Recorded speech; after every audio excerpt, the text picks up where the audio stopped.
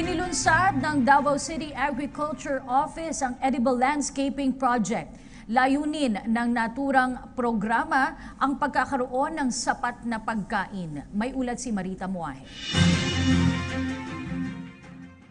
Isang proyektong sinimulan kamakailan dito sa Davao City na naglalayong matugunan ang suliranin sa seguridad sa pagkain, ang Edible Landscape Project.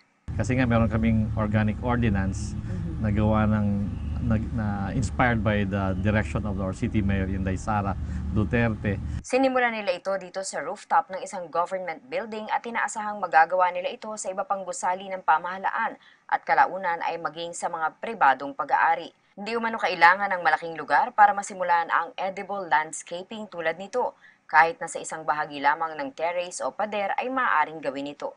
This really aims to encourage everyone na hindi kailangan ng malaking lote to produce food, lalo na sa urban setting. Ang model unit sa lungsod ng Davao ay may lawak lamang na 50 square meters. May tanim sila ditong mga letsugas, basil, stevia, dill, kamatis, talong, sili at marami pang iba.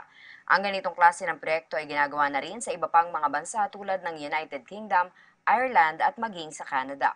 Sinasabi nga abot sa 10,000 piso ang matitipid ng isang pamilya na may 5 miyembro para sa pagbili ng pagkain kada buwan kung magsisimula nito sa kanilang mga tahanan. Hopefully, magkakaroon ng production ng safe food doon. And pagdadami, then makakakontribute tayo sa impact ng economy doon sa area na yon.